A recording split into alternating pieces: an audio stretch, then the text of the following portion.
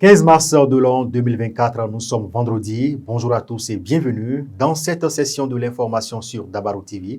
Dans les titres de ce journal, le président du parti politique Union Progressiste du Renouveau, Joseph Fifamé Djogbenou, continue de recevoir les bénédictions des leaders religieux du Septentrion à Parakou. Au lendemain de sa visite au palais royal de Niki, l'homme a rendu une visite de courtoisie, d'abord au roi Akpaki Gominese, ensuite à l'archevêque Pascal Oukoué et au prêtre de la divinité Na. À suivre en début d'édition.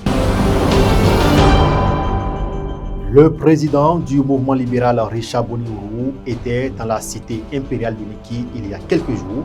Le politologue est allé présenter ses civilités au Premier ministre Sinan Ouirou et à l'empereur Sero Touro Tokosari un an environ après son intronisation.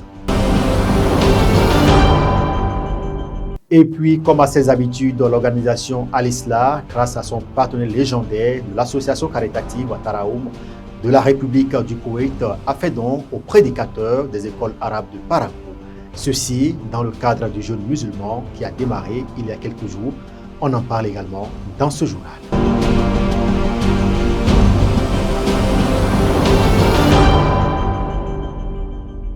Voilà pour le sommaire. Bonjour et bienvenue si vous nous rejoignez. Ouvrons ce journal par cette information. La Cour a tranché. Elle a déclaré conforme à la Constitution la loi 2024-13 modifiant et complétant la loi 2019-43 du 15 novembre 2019 portant code électoral en République du Bénin et a ainsi rejeté les recours des députés du parti politique Les Démocrates. C'est l'essentiel à retenir de l'audience au siège de la Cour constitutionnelle sur les différents recours, les recours introduits justement par des députés du parti Les Démocrates et des citoyens béninois.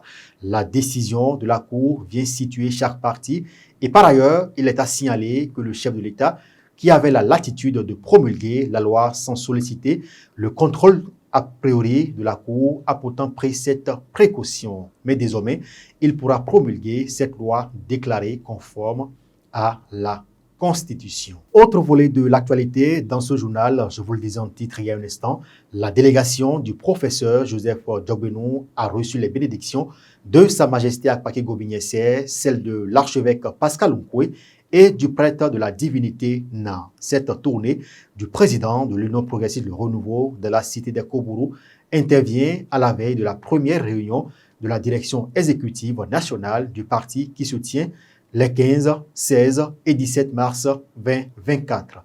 Romaric Fadjebwe et Suzanne Yarou pour les images. Après l'empereur de Niki, c'est au tour de Sa Majesté Akpaki Gominese, roi de Parakou, de recevoir ce 12 mars 2024 la délégation du professeur Joseph Fifamé Djogbenou, président du parti politique Union Progressiste Le Renouveau.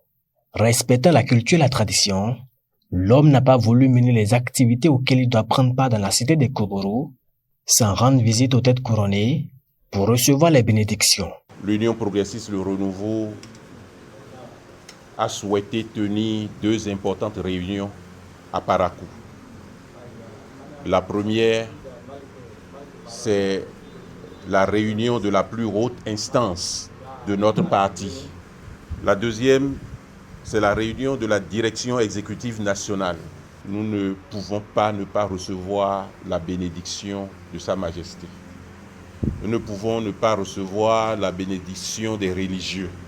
Très ravi de la visite du président Djogbenou, Sa Majesté Akpaki Gominese a exprimé sa gratitude, celle de son premier ministre et de ses conseillers. Il a également prié les mânes de ses ancêtres pour que les activités auxquelles les responsables au plus haut niveau du parti organisent se déroulent sans anicroche aucune et soient d'une grande réussite. À sa sortie donc du palais royal de Parakou, le président s'est rendu à l'archevêché de Parakou pour rencontrer Monseigneur Pascal Oukoué. À ce niveau également, l'objectif était le même. Recevoir les bénédictions de l'homme de Dieu. Le Seigneur soit avec vous. Que Dieu Tout-Puissant vous bénisse, le Père, le Fils et le Saint-Esprit. Amen. Par ailleurs, le président Joseph Fifamé Djogbenou a saisi l'occasion pour apporter des clarifications sur la question du nouveau code électoral adopté par les députés. Une approche qu'il juge incomprise par le peuple béninois. La loi nouvelle dit que pour être qualifié à la répartition des sièges à l'Assemblée nationale, chaque parti doit réunir au moins 20% des suffrages dans chaque circonscription électorale. Les problèmes de Parakou, comme les problèmes de Cotonou, comme les problèmes de Natitemu, comme les problèmes de Sinangé, comme les problèmes de Kalali, comme les problèmes de Selmanan, comme les problèmes de Grand Popon, doivent être pris en compte par tous les partis politiques à dimension nationale pour avoir la dignité de représenter les populations à l'Assemblée nationale. À sa prise de parole, l'archevêque de Parakou s'est dit satisfait des clarifications faites par le président Joseph Djogbenou. Je suis très content, n'est-ce pas, de la belle explication que vous avez donnée sur l'inclusivité. Et c'est vrai, je n'avais pas du tout cette approche. Et c'est très positif ce que vous avez dit. C'est beaucoup plus positif que ce que je croyais. Le Bénin ira de mieux en mieux. Parce que c'est la volonté de Dieu. Et pour boucler ce périple d'envergure, le président Joseph Ifame Djogbenou et sa suite ont voulu également témoigner leur respect aux religions endogènes. Ils se sont donc rendus sur le site de la divinité Nan pour multiplier les bénédictions. Du palais de Sa Majesté Akpaki Gobi Nyensé à l'archevêché de Parakou en passant par le site de la divinité Nan, les bénédictions ont jailli sur l'homme et sa délégation.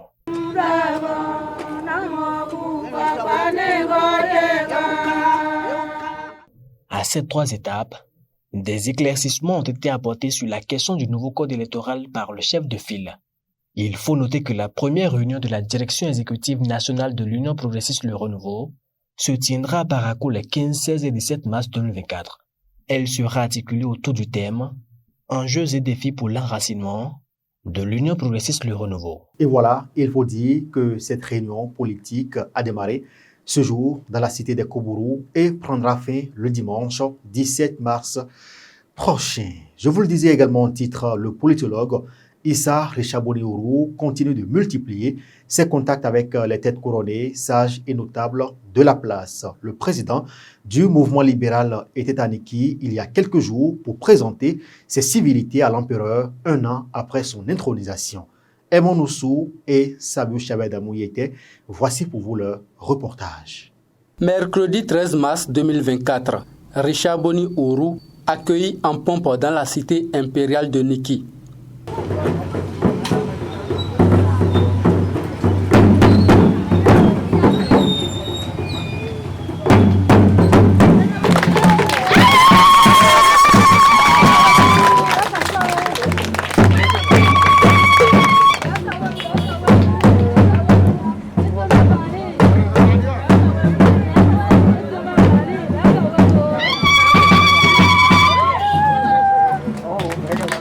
Le président du mouvement libéral est allé présenter ses civilités au premier ministre Sinadou Wirou et à l'empereur Sirotoru Tokosari environ 1 an après son intronisation.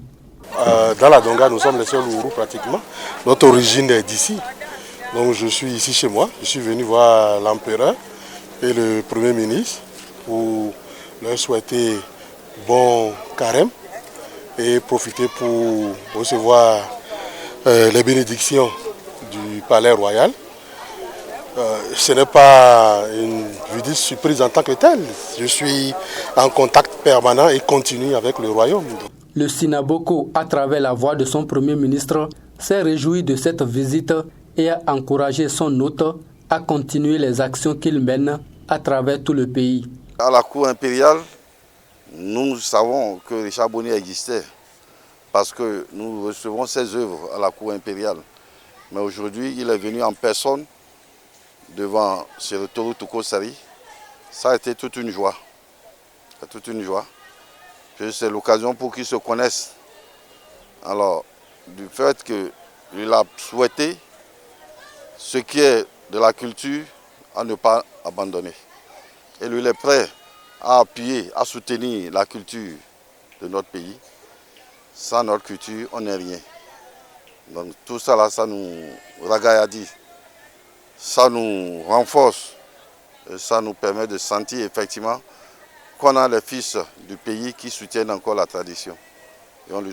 L'empereur lui a souhaité la bonne santé et la longévité et du succès dans toutes ses occupations. Il faut noter que le président du mouvement libéral s'est également rendu chez la reine Meignon Kogi. Les jeunes libéraux de Niki et des conducteurs de taxi-moto ont également échangé avec le président de la Fondation Terrienne.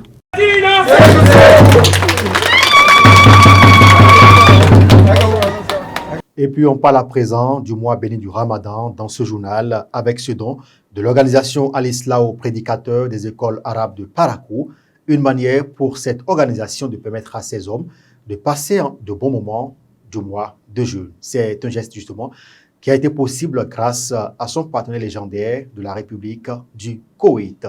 Aimon Noussou et Sabou Chabadamou nous en disent plus à travers cet élément.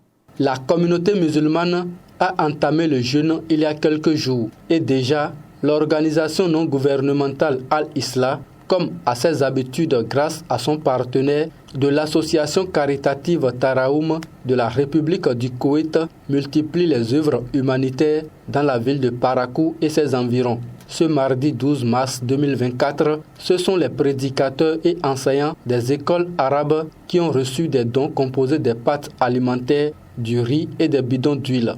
Dans le cadre du Ramadan 2024, correspondant à l'année égérienne 1445, l'association Al-Islah a procédé à la remise de 100 kits, particulièrement aux prédicateurs de la commune de Parakou et environ. L'association Al-Islah a toujours été en partenariat avec ses donateurs financiers de l'État du Koweït, particulièrement de l'association caritative Taraho.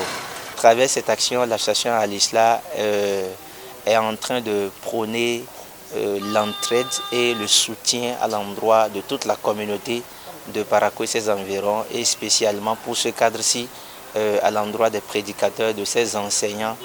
Pour les bénéficiaires, c'est une grâce de toujours recevoir ces dons. Ils implorent Allah sur les généreux donateurs. Nous avons reçu un don de la part du Koweït. Alhamdulillah, nous remercions Allah subhanahu wa ta'ala qui nous a gratifié cette chance-là. Et nous souhaitons que ça soit ainsi pour tout le monde, Inch'Allah. Le temps est difficile maintenant et le manque d'argent, ce don-là, ça peut m'aider beaucoup pour le mois du Ramadan, Inch'Allah. Qu'Allah subhanahu wa ta'ala les garde pour qu'ils vivent ainsi longuement dans ce monde-là, pour qu'ils vivent et qu'Allah bénisse ce don. On a vraiment eu un grand cadeau qui nous a vraiment impressionné. Vraiment, on remercie ceux qui offrent ces dons-là, que Dieu les rende toujours au centuple pour qu'ils puissent toujours nous aider comme ça. Bon, j'ai reçu un demi-sac 25 kg de riz. En plus, il y a un carton de spaghettis accompagné par 3 litres d'huile. Vraiment, ce don est venu à temps. Ça va vraiment faciliter la tâche pour les musulmans. Vraiment, ça va faciliter la tâche qu'Allah accepte et qu'Allah leur donne la récompense de ce geste vraiment noble. L'association Al-Islah, grâce à ses partenaires, n'est pas à la fin de ce geste purement humanitaire. Elle annonce plusieurs vagues de distribution de vivres aux fidèles musulmans pendant ce mois béni de Ramadan. Ça, ce n'est qu'une première vague.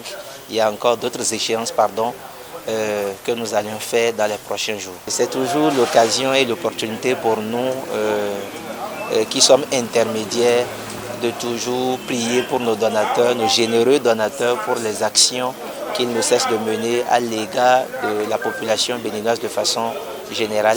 Que Dieu les récompense de la meilleure des façons. Bon mois de jeûne à tous les fidèles musulmans et que les bénédictions soient. Les informations 24 heures sur le continent présent au Sénégal, l'opposant numéro 1 du pays, le fondateur du parti dissous, Pastef Ousmane Sonko, et son fidèle lieutenant et candidat à la présidentielle du 24 mars prochain, Bassirou Diomaye Faye, ont quitté la prison de Cap Manuel ce jeudi soir. 10 jours avant la présidentielle, les deux opposants Ousmane Sonko et Bassirou Diomaye Faye sont libres de leur mouvement. Un peu avant minuit, ils ont quitté la prison à bord d'un véhicule aux vitres teintées. Autour du véhicule sortant les opposants, une foule de sympathisants en liesse était présente. Un jeune homme brandissant le drapeau du Sénégal est même monté sur le pare-choc arrière de la voiture pour célébrer la célébration de ces deux hommes politiques. Ce sera tout pour ce journal. Merci de nous avoir suivis. Merci aux équipes de préparation et de livraison de cette édition. Raimat Agani, Romain Pana, sous la coordination technique de Sabio Chabiadamo. Bon vendredi à tous et excellent week-end par anticipation.